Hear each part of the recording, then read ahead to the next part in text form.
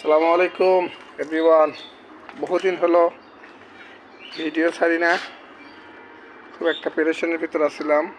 আলহামদুলিল্লাহ এখন সুস্থ ভালো আছি। হচ্ছে কেফায়েতুল্লাহ মিনিজতে যে আনা হয়েছিল 10টা কোয়েল পাখি, এর ভিতরে 2টা আছে, ডিম দেয়, তবে 2 দিন গ্যাপ দেওয়ার পরে একটা না 7 দিন ডিম দেয়। গতকাল আজকে গ্যাপ দিচ্ছে, হয়তো আজকে এখনো ডিম দেয় নাই, ডিম দিবে। 2টা পাখি আছে। আর এই হচ্ছে সোনালি 10টা যে মুরগি ছিল, এর ভিতরে এখন এই যে এরা 2জন আছে, অনেক বড় হয়ে গেছে। এই যে এই প্রায় 2 কেজির উপরে মেল ফিমেল আছে এখানে রাখা। নিচে হচ্ছে রাখছি ফার্মি। এরা হচ্ছে খুবই চঞ্চল। এই যে কি অবস্থা দেখানো যাবে না, অবস্থা খারাপ। তবে খাবার শেষ হয়ে গেছে, একটু খাবার দেই। খাবার প্রায় শেষের দিকে, খাবারও শেষের দিকে।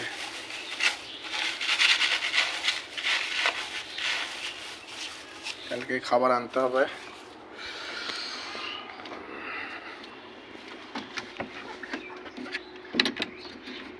একটু খাবার দিই, খাবার শেষ হয়ে গেছে। এই যে নে খাবার খা, নে খা খা খা খা খা খা। এই যে এটা হচ্ছে ফিমেল আর এটা হচ্ছে মেল। কি বলে রাতা মুরগা। এই হলো করলার আপডেট। গাছ বিছাই গেছে, কিন্তু ফল এই যে একটা ফল, এই যে দেখা যাচ্ছে একটা ফল। এই যে এখানে একটা, মাটির ব্যবস্থা খুবই কম, এই জন্য গাছগুলোর গ্রোথ কম হয়ে গেছে। এই যে এখানে একটা প্রথম হয়েছিল, এটা করলাটা মারা গেছে। এই যে হলো, কীরকম করে দিলে ভালো হয় অবশ্যই কমেন্ট করে জানাবেন। আর এই যে হচ্ছে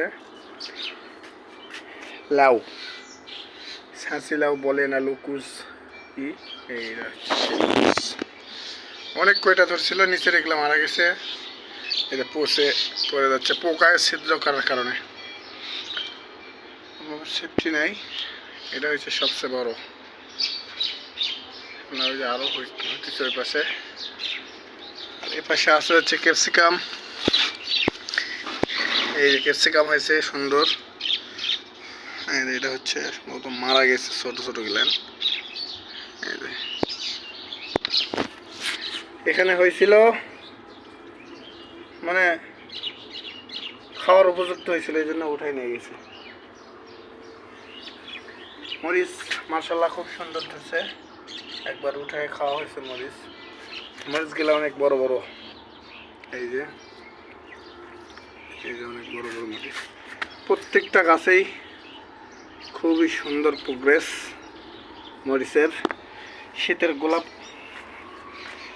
এই পাশে এই গাঁদা ফুল,